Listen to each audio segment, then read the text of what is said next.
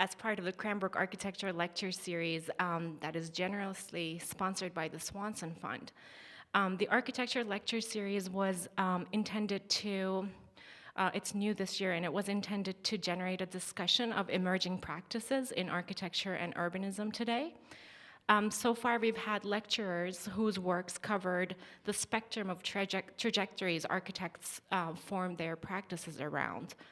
The various topics we have heard about this year included global urbanism with a focus on the contemporary problems of urbanism in China, an architecture practice that shaped around the cultural conditions of social and commercial influences of the society.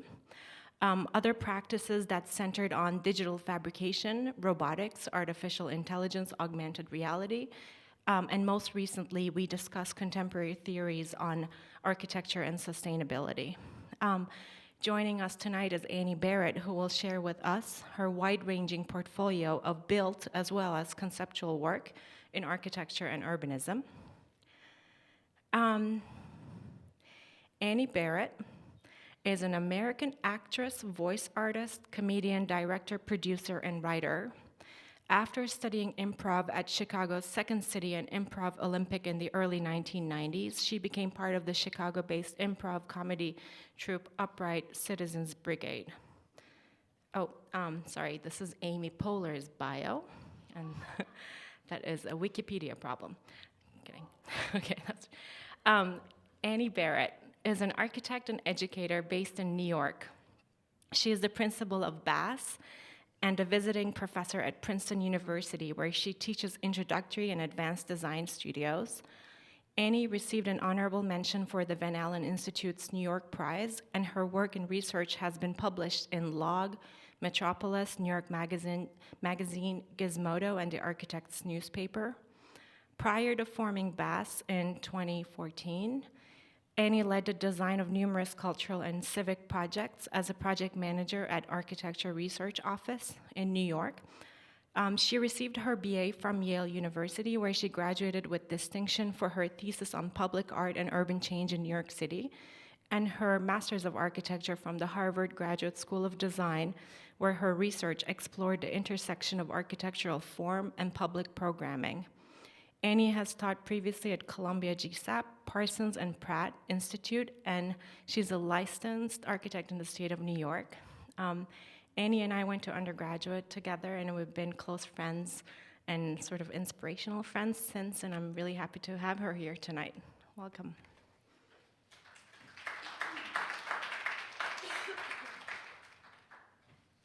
Thank you so much, Sharon, for that introduction, for both introductions, and for having me. That might have been like a sliding doors moment in my life between improv and architecture. Hope I chose right. It's really exciting to be here and to have the opportunity to share the work, and especially to kind of cap what was really an amazing day for me, and a really inspiring kind of time seeing the work that's going on here, and being able to talk to some of you about your projects. So I started my studio 3.5 years ago after many years working for Architecture Research Office, and part of the reason why I kind of went out on my own, which I think is maybe interesting to talk about as students of architecture, or figuring out sort of what the future holds, you know, partly it was because I wanted to kind of run the show from a conceptual and design standpoint, but really it was because I wanted to be able to focus my practice of architecture as really a process of participating in political change. And in doing that, I really believe that this is possible, doing that through the formal language of design. And so my work is interested in operating from sort of the corporeal scale of the object, the body, to the infrastructural scale of the system to shape or maybe reshape social and civic relationships. So starting a small design practice in New York City often means taking on residential projects, many residential projects, small interior residential projects that are really primarily about kind of aligning a space to a client's desire. And over the first 3 years of kind of my own practice, I did, I think, like 5 projects in, you know, like 2.5 years. And I'm not gonna talk about those projects today because they're not interesting, like really on a fundamental level in terms of what I'm interested in and sort of where I see my own practice going. Instead, I want to talk about kind of one idea and 8 projects that explore that idea, kind of going from that scale of the urban object up to the scale of the city. I'm going to do a little reading in the beginning, kind of as a way of setting up the idea, but the rest of the talk is just going to be kind of what I'm hoping will be more of a conversation, so bear with me, I hope. So in a recent essay of Log 41, which came out this fall, which was guest edited by an architect, Jaffer Kolb, and kind of prompted architects to write on the subject of architectural queerness or queerness in architecture and sort of what that might mean today, in juxtaposition to what queer space was sort of in the 90s, and thinking about places where it was okay to be gay, thinking now as kind of the discipline turns more towards ideas about the object and the formal qualities of the object, how might we think about kind of queerness of form? So I proposed a concept of Nancon Form, speculating that architecture, which I wanted to define as the organization of people, programs, and materials in space, has the capacity to deliberately erode entrenched systemic hegemony by defining new and transgressive spatial frameworks for our material world. Borrowing from queer and radical feminist theory and looking retrospectively at the last 50 years to structuralist, postmodern, and contemporary antecedents, the conjecture imagines a cohesive yet productively polyglot language of architecture that is politically instrumental through its manifold, willfully relativist orientations to multiple audiences. So in the 1990s, early 90s, there was this activist t-shirt, I'm not gay, but my girlfriend is. And this, by the way, this is an image from the first season of MTV's The Real World. I don't know if I'm dating myself, if anyone remembers that. This was Beth. She was the first out lesbian on TV, which was really radical at the time, and for many years. So I'm not gay, but my girlfriend is. It was silly and absurd, kind of like paradoxical statement of closeted coming out, but also, I would argue, subversive. But by defining the clad protagonist's sexuality in illogical terms and relative to external actors, it sabotaged one's impulse to project a singular, static classification on her identity. The provocation also suggested that homosexuality could be heterogeneous and that the wearer could simultaneously embody multiple contingent categorizations. The t-shirt shared a cultural moment with the lexical emergence of, quote, sexual orientation as a new way of talking about what we might today call queerness. And in retrospect, it repudiated the notion of orientation as a fixed or stationary designation, asserting sexuality and gender instead as a fluctuating relational characteristic. So this more radical interpretation of sexual and cardinal orientation is significant. And this is obviously Gordon Matta Clark's conical intersect. I would speculate that queerness in architecture, like the t-shirt, is not necessarily about the specific, intrinsic, or absolute qualities of an object being determinately queer, but rather about a kind of shape-shifting, code-switching capacity of these qualities to register multiple forms and effects. So through this lens, Fred Sandback's minimalist yarn sculptures are as queer as Nick Cave's materially rich sound suits, in that they both oscillate between unexpected and overlaid shapes, narratives, and identities relative to the artifacts and their audiences. This conception of architectural queerness implies a reciprocity between the architectural subject and the object that's contingent on their relational position. As these variables shift, each new formation yields the coherence and/or dissolution of distinct shapes and identities. So consider Broadway's apparent intersection with the Manhattan gridiron, so Broadway being the big diagonal cutting across the gridiron of Manhattan in the image.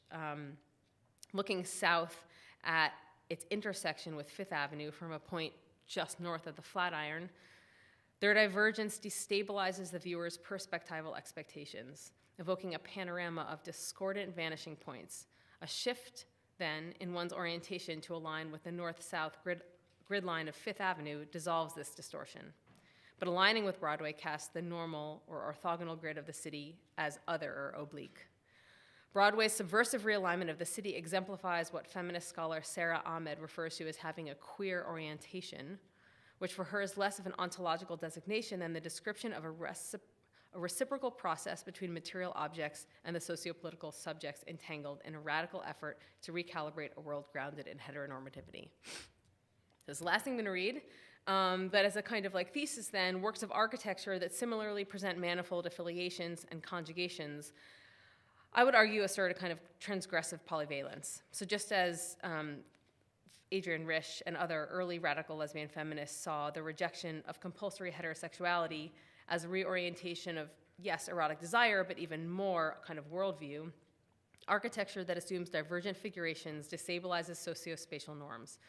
Rather than reifying the dominant status quo, such architecture provocatively and productively, in Sarah Ahmed's words again, opens up another angle on the world. So these are, for me, non-conforming forms, or non-conforms, transgressive architectural objects that present multiple readings and alliances, each of which is distinct, some of which may be mutually exclusive, all of which are true.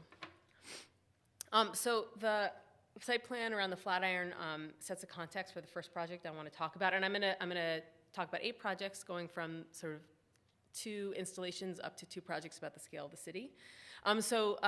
Flatiron Moon was a project that I did last year for an invited competition to take place, sponsored by the Van Allen, taking place at the Flatiron Plaza, just north of the Flatiron building.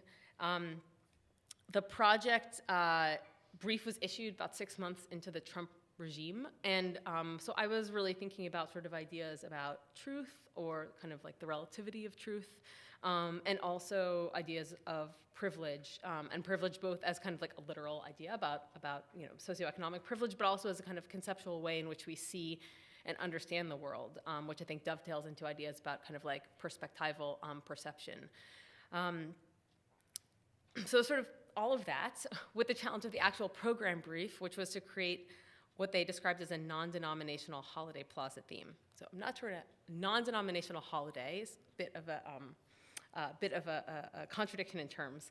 But I kind of gravitated around the idea of the moon. And so the project is really this form which, from the kind of privileged vantage point of Fifth Avenue, appears to be a kind of a pure and singular spherical form, but is revealed as you sort of move off of that street and onto the Broadway axis and around through the plaza to be a kind of unexpected and playful sequence of actually overlaid moon forms and spaces. And this is a view of the project at night, illuminated, and again, sort of as you move around the sculpture object installation, these moon forms appear to kind of like wane and wax with the movement of the body through space. The construction is just a kind of very simple bent steel frame, clad in a kind of range of perforated meshes and expanded meshes, painted and treated reflectively. With the idea being that some of those would also serve as filters or as kind of reflections of subjects and objects back on themselves in the city. The project again started, part of what's interesting to me about the project is that it is a moon, even though it's not a spherical form. And for me, I started thinking about it in terms of moonishness, and that being the kind of like criteria for success of the project. So like how could you, like would the project be something which looked exactly like a moon in the middle of the Flatiron? That seemed less interesting to me than something which sort of evoked the qualities of the moon, for example, like the crater-like qualities of the moon through different material techniques.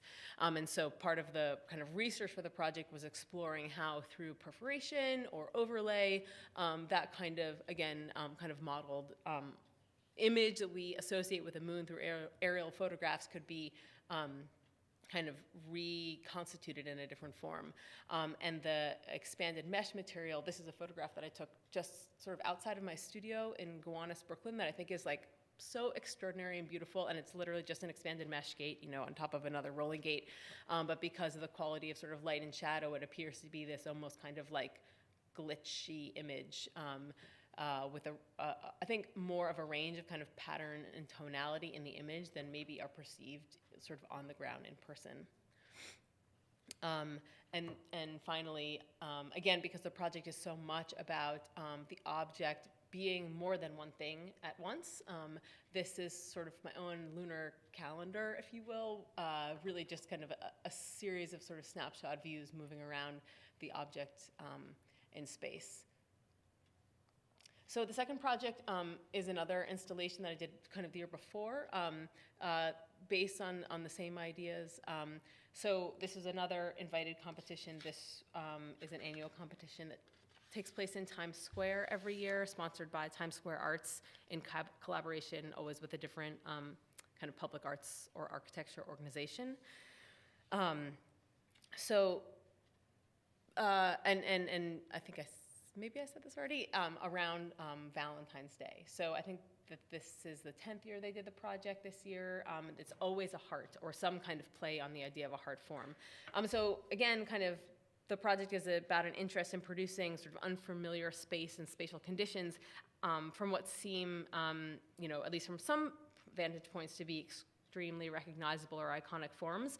And in the case of Times Square, I was really interested in kind of the aerial view down from the skyscrapers and office buildings around the plaza. And so kind of zooming in, the form is really, in the roof plan, two hearts sort of leaning against each other in some form of support or love, and turning away from each other at the base, or maybe it's more akin to Valentine's Day to think about them as turned away from each other at the base and then turning towards each other in a gesture of love or support. And through the kind of treatment of the form and the shape of the heart, using those different kind of extrusions and lofting lines of metal to create openings so that the installation really becomes a kind of series of layered screens that you can move through and around. But that, again, you kind of get that one view of the hearts that are understandable and recognizable as hearts from above, but that perspectively, as you move through the space, that really the sculpture is a kind of transforming series of effects. And what didn't really get explored in the proposal, these are both proposals which were like the runner-up, which is like always bittersweet or something. So what didn't get explored here, but what I think is also of interest is kind of the idea of polychromy in the project and the kind of moire of the overlapping layers of steel bar that are wrapping around the object. One thing that I wish I could have developed more is kind of taking this idea of kind of the red and the red heart and kind of iconic reds and pinks of Valentine's Day and thinking about the spectrum of red that really stretches all the way like almost to yellow on one end and almost to blue on the other end, and starting to kind of like bring that into the project as well. Okay, so stepping up to the scale of a house. So this is a project, this is a kind of a rough one because it's in the studio right now. We're just kind of concluding schematic design, but I wanted to share it because I think it's sort of becoming about these ideas as well. So this is a house in Los Angeles that in the office we've been calling the Strange Cube. It's a single-family home that, as you approach it from the street, appears to be a kind of simple form that's maybe been subjected to some kind of torquing or rotation. There's like a kind of subtle shearing that occurs across the front. That as you move inside of the house, you kind of are confronted with a second volume within the space that is clearly kind of hollowed out as you move inside the shell of the kind of exterior cube. That interior volume contains sort of all the private programs of the home. So the front space, I don't know if there's a pointer here. The large space on the right side of the image is kind of living and kitchen. And then the cube itself starts to erode in order to perform functionally to enable some of these other uses. So on the right side of the cube, that starts to erode to produce kind of countertop condition. On the kind of left side of the cube, the erosion there is producing a sort of a kind of like meditation space that orients out towards a window. In the center of the cube, there's a kind of carving to create a private bedroom. And then the way in which the exterior is treated starts to inflect on the spaces around it to produce the kind of more private spaces of the home. And so this, you can see that sort of cube in the center of the project. And the clients moving around it. The clients are really amazing. They have sort of like obsession with contemporary design and kind of interested in a strangeness in design, and they're approaching kind of early retirement. So for them, this is kind of like a dream home, which is not a project I thought I would necessarily ever do. And I guess the interior views also try to kind of play with the kind of flip between interiority and exteriority, where the apertures to the outside are all organized along those view corridors around the interior cube, so that as you move around it, you're constantly kind of having a sense of exteriority. Next sort of building scale project is a project which is also still in progress, but really the outcome of a ongoing collaboration with the OLIN College of Engineering Library that I've been working on for the last 3.5 years. So OLIN College is amazing. They are an engineering school that was started by a foundation that for like 150 years was a foundation that was giving gifts to engineering schools to drive forward a kind of idea about progressive education. And they were doing gifts to build buildings on engineering school campuses.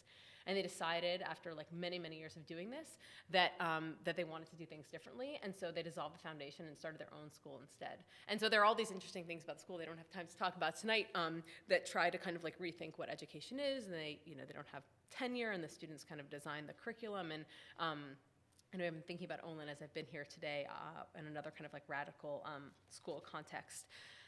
Anyway, that's just sort of background. The OLIN Library, so OLIN Library hired a new librarian 3.5 years ago who actually came into library studies from a background in architecture. And he brought me on as we kind of started to develop a strategic plan to radically transform the library. The strange thing about the OLIN campus is that it's all built in these sort of dreadful over-designed corporate buildings that don't align at all with the school's pedagogy. So we started working on, well, how could the library sort of be transformed to move away from the sort of old model of libraries, which are quiet places for people to read books, and to become a new model of a library that could be a more active place for collaboration between students and faculty. We actually sort of, interestingly, my work sort of gravitated around an enabling project as we realized that in kind of trying to push the library into that more kind of experimental and really like noisier way of being, that could only really happen if there was still a kind of protected part of the library that allowed quiet study and activities to take place. So in this kind of funny way, a project that was all about making a library more radical ended up starting with a design project that was about kind of reinforcing some of the more traditional functional aspects of it into a space that we call the quiet room. The quiet room is still under construction, but this is an image of it sort of after phase 1, which is really gutting a bunch of individual offices, opening up the space, making it sort of beautiful and clean. We're in the process of sort of finishing the space now and working on a acoustic wall system that will really enable the space to truly be quiet. Okay, so that's an old image of what the space looked like. That's the space now as the quiet room. And the wall system, which we're calling kind of cosmic camouflage, is a pattern that's derived from actually this kind of ancient meditative spiritual pattern that you find, interestingly, like throughout many different cultures. It's a hexagonal lattice grid that is basically produced by overlaying a series of circles in a similar way. And we've sort of taken this underlying logic and through kind of overlay and intentionally sort of filling in the pattern, produced a series of infill conditions which are kind of unexpected and we hope kind of at once maintain the underlying logic of quietness, meditation, and introspection, while at the same time producing kind of visual atmosphere which is unexpected. That's a sort of a diagram of construction. The idea about the materiality of the system is that it uses recycled content foam materials, which you might find like in upholstery or under a rug, and we're still sort of working through that side of it to find the materials that align with these interests and also meet fire ratings, which is proving to be challenging. So 2 more buildings. The next 2 actually built projects that I did as a senior architect at Architecture Research Office.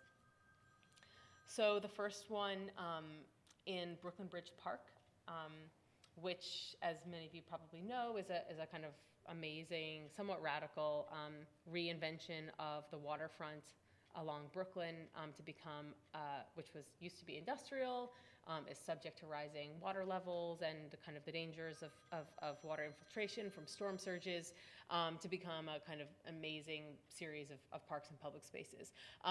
So this project created a environmental education center and also staff spaces for some of the park staff. And it was really a project that was about erasure more than it was about like invention, or maybe a better way of saying that is it was really about kind of invention and design through erasure. So we started, this was a adaptive reuse, or maybe extreme adaptive reuse of an existing shed, maintenance shed, you can see in the lower image, that existed on the site that was like unremarkable, I would say, in every single way, and wasn't even designed really to be occupied. It was holding like, like paints and other supplies for the Department of Transportation. It's underneath the Manhattan Bridge, extremely noisy. So basically we started cutting off the corners of the building. I don't have a site plan here, but basically there was a new park that was being constructed just adjacent to and behind this building. And so by kind of shearing the corners of the building, we were able to kind of skew the orientation to be both kind of like welcoming to the street and also kind of pull people into the park. The other interesting thing about the project is that it kind of camouflages much of its use. So what you see on the lower part of the plan are all staff offices. What you see on the upper part of the plan is a community classroom for children. Those are connected through this sort of like long, beautiful corridor, but in the center is really just like staff workshop and maintenance, which is essentially hidden from view. And the second project, similar, although a new construction, a new entry building for the Brooklyn Botanic Garden, had to contend with this historic arch, which has kind of symbolic and emotional value for the Brooklyn Botanic Garden, which is an enormous botanical garden in Brooklyn. And so that was sort of one ambition of the project. And the other was to kind of deal with a very strange site condition on a kind of anonymous corner, which was, again, sort of closed from view. I don't have a great photograph of it. And so the project itself is essentially a parallelogram in plan with a roof which kind of lifts to an opposing parallelogram in the other direction. Not sure whether that makes sense or not. But through that kind of like very simple translation from one planimetric form to the next, the building itself, I would argue, is both kind of an active participant in kind of pulling people in and turning the corner towards that arch and into the park, but also kind of strange in its reading, in I think I would argue an interesting way. So then stepping up maybe one more scale to think about some of these ideas at the scale of the city. Live Ends is a project that I did in 2015, winning entry for a competition sponsored by the Gowanus Alliance. The Gowanus, actually you can see here, the Gowanus is a canal in Brooklyn that has a long industrial past, is an EPA, well, I guess who knows what will happen. But anyways, it's deeply polluted, and also has sort of all of these interesting historical ties to the way in which the neighborhood was organized 100 years ago as a center for mercantile activity. And in its sort of heyday, the Gowanus Canal was a main artery of goods coming in and out of the city. And there are all these sort of interesting facts about the Gowanus Canal, like there are all these trees that grow alongside of it, which are native to East Asia, because at that time their pods were used as essentially packing peanuts. And so shipments would come in and people would just dump out the boxes of pods. And anyway, it's an extremely interesting site. The competition brief asked entrants to sort of rethink the area around the canal, even though it had this incredibly kind of robust past. It now is sort of perhaps at the beginning of a period of transformation, but also subject to great neglect. So the competition was sort of two-part competition, and you'll see the two different parts of the competition for me were sort of unrelated, but I think really interesting. So first, a series of maps analyzing the canal itself, and on the map on the left, I was really interested in sort of how this neighborhood is kind of shifting from an older use to a newer one. I live in Gowanus, and I walk my dog there all the time, and it's like amazing how far you can walk without finding a trash can. And it's amazing how aware of that you can be when you're carrying your dog's waste. So I thought it would be sort of interesting to actually just figure that out and map where the heck are the trash cans in Gowanus. And as it turns out in the image on left, there are none. There are literally no trash cans there. The red dots represent the typical condition in Brooklyn and really almost any part of New York City where there's trash can on every single corner. And as you move into this neighborhood that, again, is in the process of being rezoned and sort of hasn't caught up with the fact that there are a lot of residential uses there, there's this total dearth of amenities. And that becomes an issue in a lot of ways. Just litter on the street and stormwater overflow have major ecological concerns. And then in a related mapping on the right, thinking about sort of waste and pollution and smell and trying to think about how you could imagine a kind of imprint or an image of a place through an olfactory lens. So this is a mapping, highly subjective, of course, kind of looking at the olfactory conditions of Gowanus. But the project itself, which is for a kind of new community center, really was interested. I was most interested in the dead end condition that the canal kind of yields on the neighborhood. Obviously, dead end is a very unusual condition in New York City, where there's a kind of constant connectivity of the grid, and every time you see an interruption or an aberration of the grid, it's almost always because of a kind of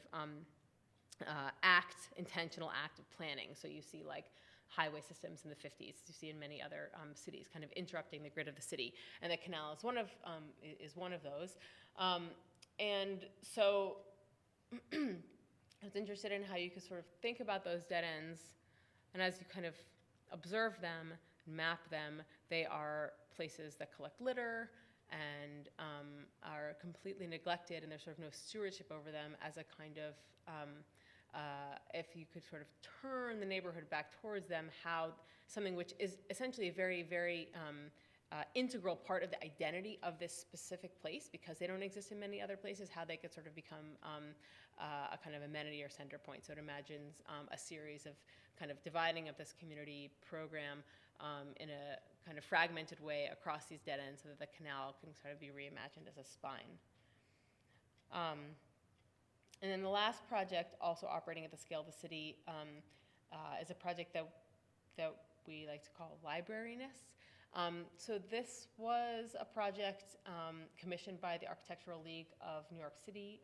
They issued a competition asking for teams to reimagine the branch library system in New York. And I put together a team which was selected as one of 5 teams to work on the project. And the context is really interesting. There are different sort of perceptions of libraries, but there's a common kind of misconception that libraries are sort of on the out and are underused. And in fact, in New York City, libraries are used more now than almost any other time. And as you may or may not know or think about, really it's the fact that the library, the use and sort of functionality of the library is changing and evolving. But so the specific problem in New York is basically that all of these old buildings, which were built in the 70s, can't support the programming demands that they have. So the Architectural League invited architects to basically think about the problem for a few months and produce a set of beautiful renderings of what the libraries could look like in the future as a way of gaining possibly enticing potential funding from the city. And our team looked at this and said, that seems like a really dumb idea. We are all architects. We've all been in architecture school, we've all been working in the field, and we know that renderings don't yield change. Renderings don't even yield projects. So how do you think about, when the fundamental underlying problem is economic, how do you think about a way in which reimagining architecture could participate in that sense of change? And so what we imagined is something that's essentially a story about the way in which design can intervene on the sort of day-to-day life in the city to build sort of interest and investment in an institution like the libraries that might ultimately down the line yield greater change. So I'm not going to read the whole story, which is sort of shown in part here, but how do you start to think about something small like a library card taking on more uses, becoming something like a transit card? How do you think about other kinds of small actions, like bringing librarians outside of libraries and into the city, or thinking about the visibility of library book vans as something that can kind of like build a constituency around, and how can that kind of increased visibility in turn produce more interest in the libraries themselves. And the story kind of amplifies over time to an imagined future in which the entire city sort of turns its attention to the libraries as a way in which funding for what was once imagined to be a kind of standalone institution can really be understood as something which redistributes that value across the city. So like just a couple of images maybe in closing, a kind of so now what. This is sort of an interesting moment, I feel like, for me to talk about this work and this idea, because all of the projects, maybe with the exception of the house that I showed, I did prior to kind of conceptualizing and writing this idea about Nancon Form and the kind of agency of architectural form. But in writing about it, I realized, and this is, I don't know if this happens, is happening to any of you as you kind of near the end of your second year in school and you think retrospectively and thinking towards the future. But in writing about my ideas, I realized that actually they weren't new ideas. They were ideas that had been embedded in my work like consistently. Like as I look back across my work in my studio, back across the work I had done working in another office, back across my graduate school thesis, which is kind of like an exciting and also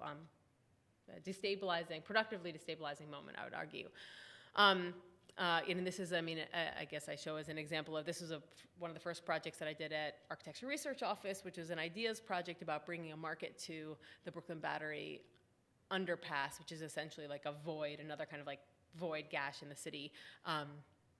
But in looking at it in retrospect, it was very much about, again, like how do you think about the sort of like reshaping and reorientation of public spaces and amenities in the city in a way that can be kind of like productively transgressive and really increase the equitability of the city.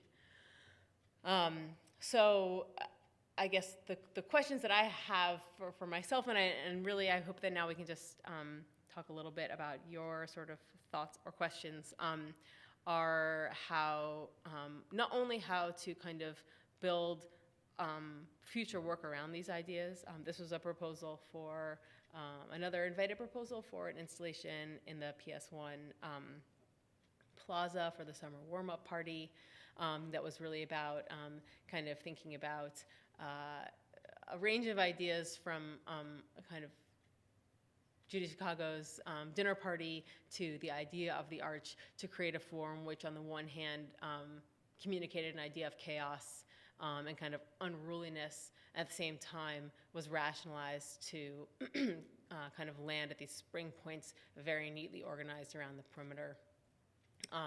So sort of how to take these ideas as a kind of a seed for future projects that I take on. But also, I think the most exciting thing for me, and maybe in the house project, is the opportunity to start to build these projects in sort of real space and time. I haven't built anything since I was working in another practice, and I wonder how these ideas will start to kind of evolve and take form as they move outside of the realm of kind of two-dimensional representation and into physical form. And that's that. And I would love to hear any questions or thoughts or comments if you have them.